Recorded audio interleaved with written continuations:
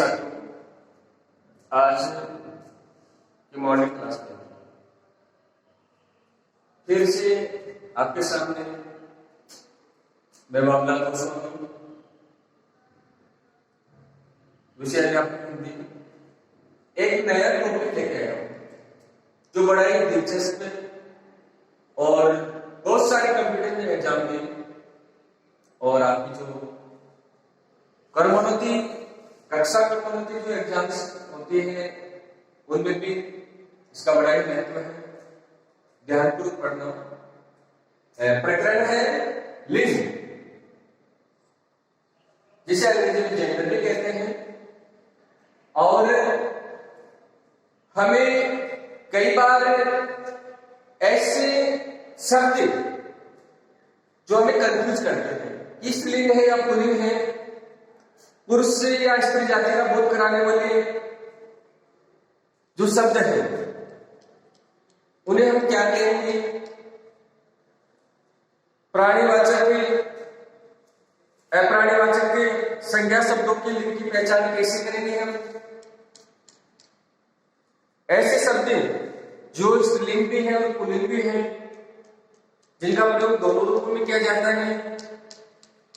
तो इस प्रकार से बहुत सारे ऐसे शब्द हैं जो आप सबको दुविधा की स्थिति में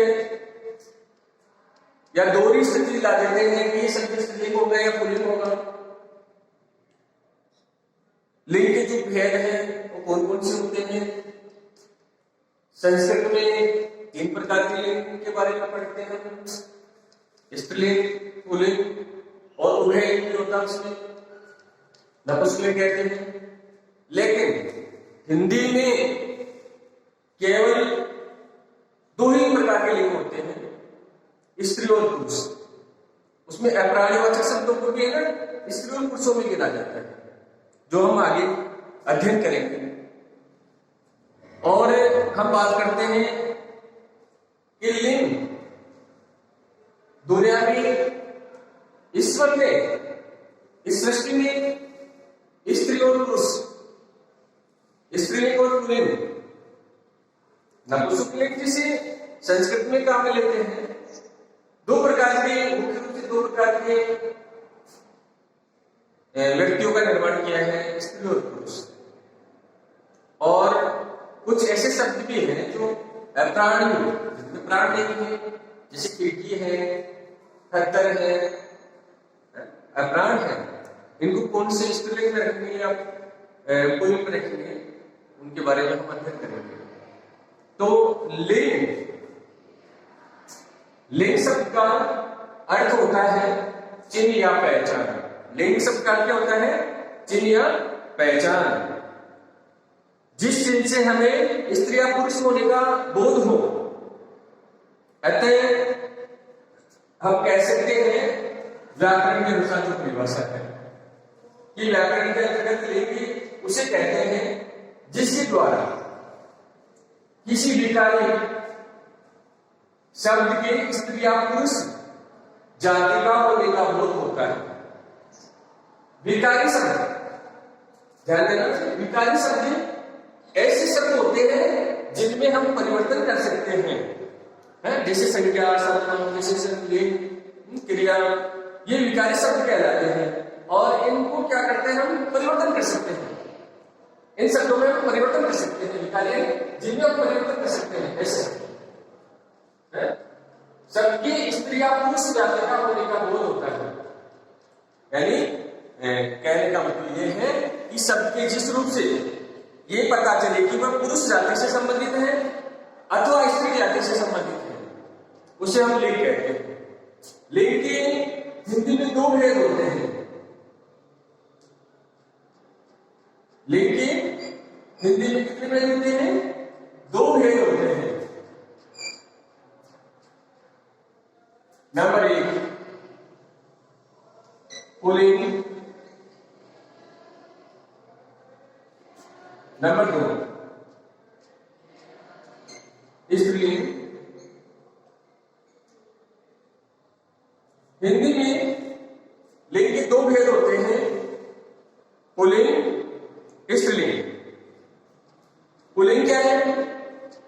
क्या है? परिभाषित कर रहा हूं, ध्यान से सुनो।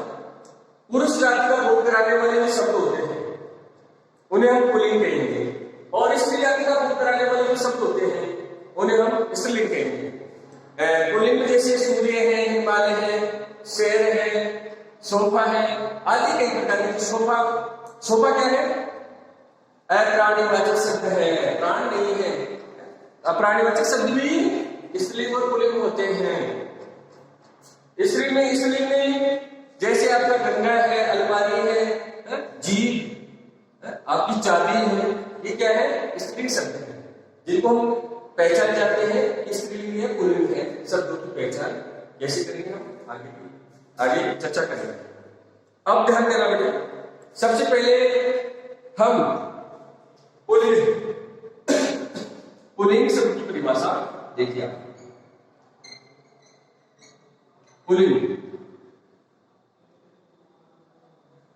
पुल्लिंग शब्द किसे कहते हैं? जिस विकारी शब्द से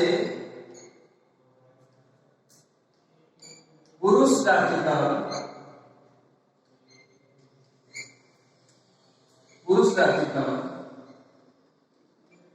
बोध होता हो उसे पुल्लिंग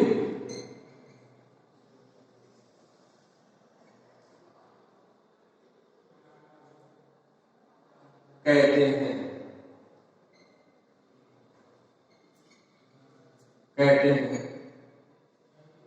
जैसे अभी उदाहरण मैंने बताया, शेर,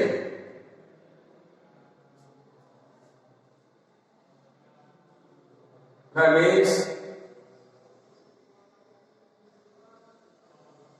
अध्यापक,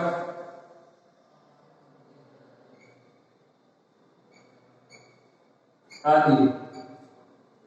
जिन शब्दों को पढ़ते ही हमें ऐसा लगे कि पुरुष है, वो पुल्लिंग या पुरुष जाति का बोध करा रहे हैं, वो पुल्लिंग शब्द होते हैं। तो अब हम बात करते हैं कि पुल्लिंग की पहचान आप कैसे करेंगे। तो आप मेरे साथ साथ में है ना, शब्द को उतारते जाइए अपनी नोटबुक में। ध्यान दो बेटे, एग्जाम में लिंक से संबंधित प्रश्न होते हैं, आपको बहुत सारे शब्द देखने को पूछ रहे हैं, स्त्रीलिंग और पुल्लिंग चाहिए, या आपको ऐसे भी कह सकते हैं पुल्लिंग शब्द दे करके इनका स्त्रीलिंग शब्द बनाइए। तो हम चर्चा करेंगे कि पुल्लिंग की पहचान कैसे करते हैं। पुल्लिंग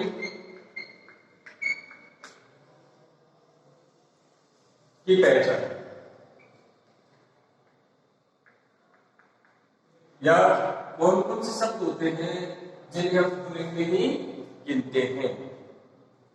सबसे पहले हम बात करते हैं के प्राणी वाचक पुल्लिंग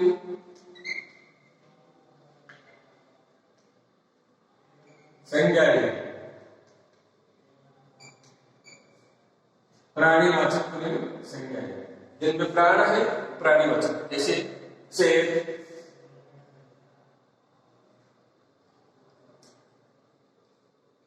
शेर प्राणीवाचक है, शेर, चीता, हाथी, घोड़ा, शेर, चीता, हाथी, घोड़ा, तोता,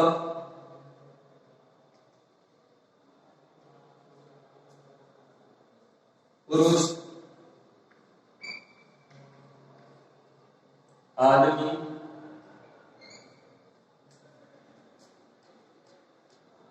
मनुष्य,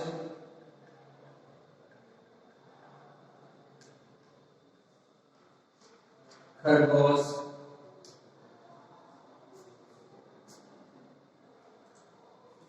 मच्छर,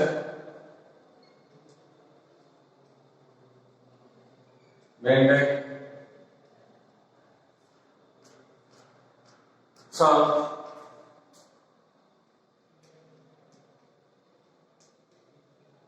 कबूतर,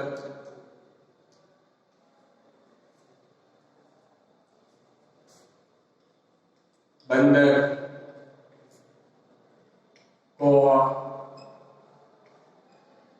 आदि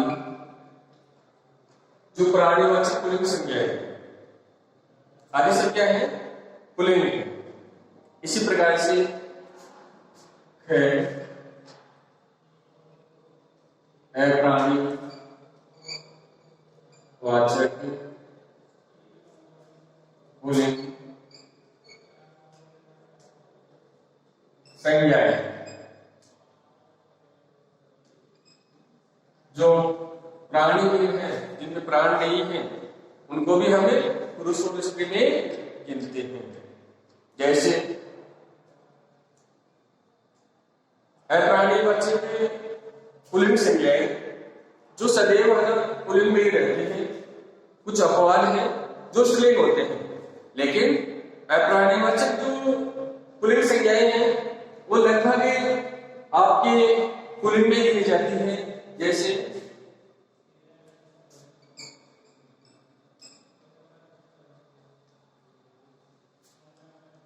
फलों के नाम,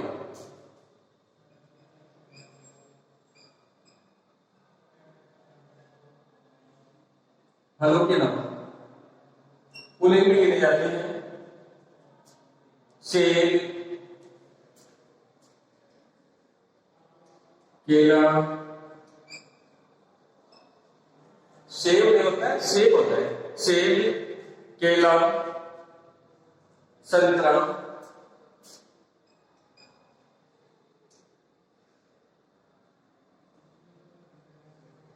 आदि। अब इसमें कुछ अपवाद भी होते हैं जो स्त्रीलिंग होते हैं। अपवाद जैसे लीची, आम, आम को फलों का राजा कहा जाता है और लीची फलों की रानी कही जाती है। लीची है, आपका एक फल आता है, देखा होगा आपने, नाशपाती। नाशपाती जिसे बनास्पति भी कहा जाता है। नाशपाती जिसे वनस्पति भी कहते हैं। आदि ऐसे कई शब्द हैं जो अपवाद होते हैं। वैसे लगभग है ना, फल जो प्राणीवाचक पुल्लिंग में गिने जाते हैं और फलों के जो नाम हैं वो लगभग है ना पुल्लिंग में आते हैं, लेकिन कुछ अपवाद जो मैंने बताए हैं, लीची है, नाशपाती है आदि। आगे नंबर 2 हम चर्चा करते हैं आपके महीनों के नाम। महीनों के नाम, महीनों के नाम प्रायः पुल्लिंग में ही आते हैं। चैत, जिसे चैत्र भी कहते हैं, वैशाख, ज्येष्ठ, चैत्र, वैशाख, ज्येष्ठ, सावन, मार्च, अंग्रेजी जो महीने हैं अप्रैल,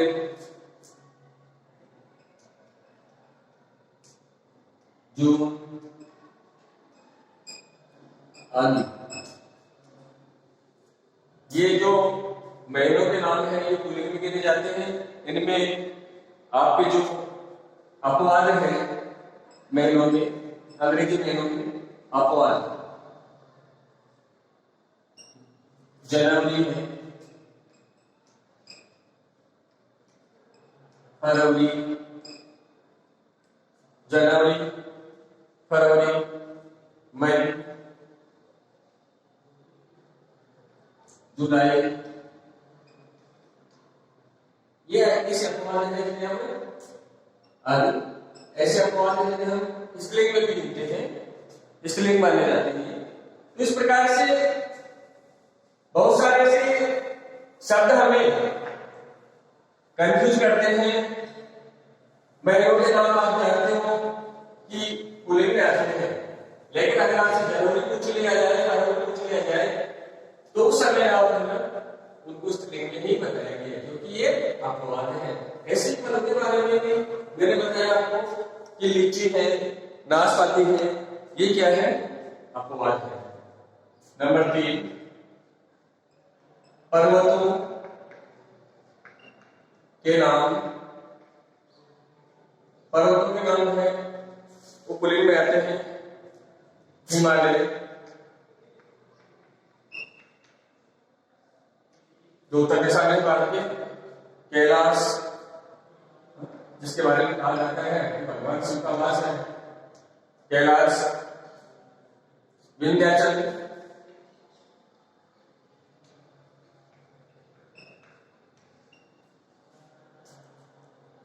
अरावली आदि। अब आप ऐसे में सोचो ना, अरावली अंत में एक की मात्रा आ रही है इसलिए में अरावली भी है ना, पर्वत है ना, पर्वत का नाम भी है ना, अरावली पर्वत होता है, इसलिए अरावली भी पुल्लिंग ही है, पर्वतों के नाम है। अब नंबर 4, दिनों के नाम, दिनों के नाम भी पुल्लिंग में ही आते हैं। दिनों के नाम, सोम, मंगल, बुध, शनि,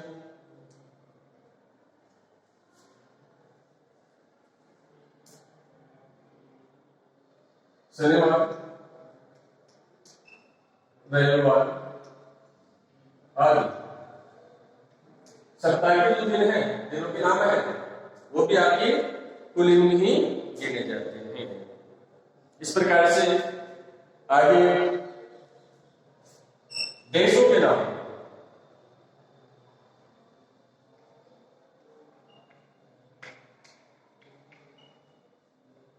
देशों के नाम भी पुल्लिंग में गिने जाते हैं। भारत है, नेपाल, चीन, अमेरिका आदि।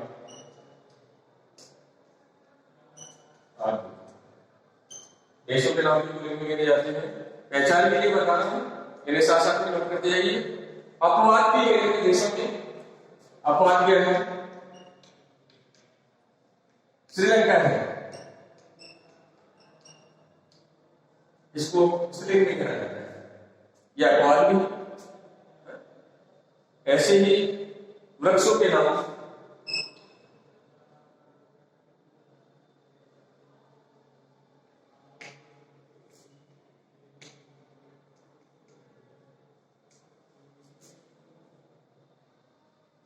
वृक्षों के जो नाम है, नीम,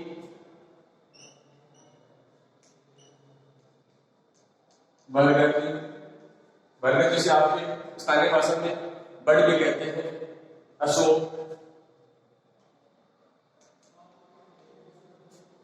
ताड़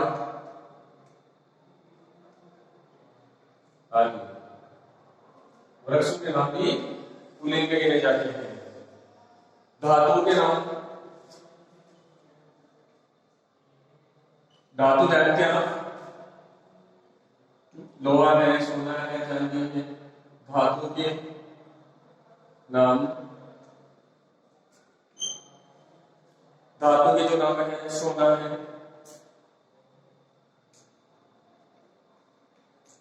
पीतल, सोना, पीतल, लोहा आदि पुल्लिंग में गिने जाते हैं। अपवाद है इसमें चांदी, चांदी क्या है?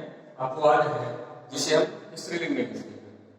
इसी प्रकार से ग्रहों के नाम। ग्रह जानते हैं, पृथ्वी ग्रह है, विज्ञान की भाषा में ग्रह है, उपग्रह है। ग्रहों के जो नाम है वो भी पुल्लिंग में गिने जाते हैं। ग्रहों के नाम,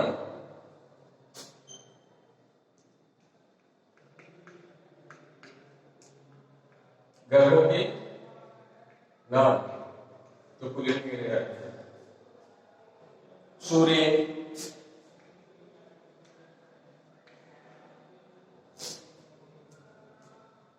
चंद्र, मंगल, बुध, शुक्र, शनि आदि। राहु, केतु ये भी ग्रह ही माने जाते हैं। आपके अपवाद में पृथ्वी, पृथ्वी को स्त्रीलिंग में गिना जाता है, पृथ्वी है वो अपवाद है।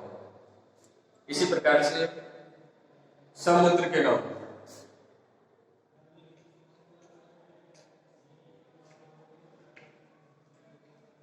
समुद्र के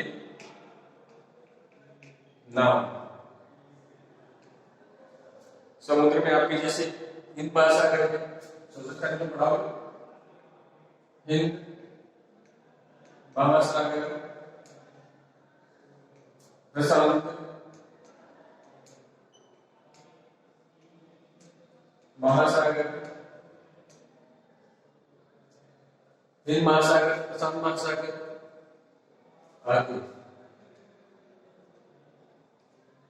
जो समुद्र है उनके नाम है वो पुल्लिंग में गिने जाते हैं। मूल्यवान जो पत्र होते हैं, मूल्यवान पत्रों में आपका रतन है, मूल्यवान पत्थर या रतन, उसे रतन कहते हैं। मूल्यवान पत्थर जिसे हम रतन भी कहते हैं, हीरा,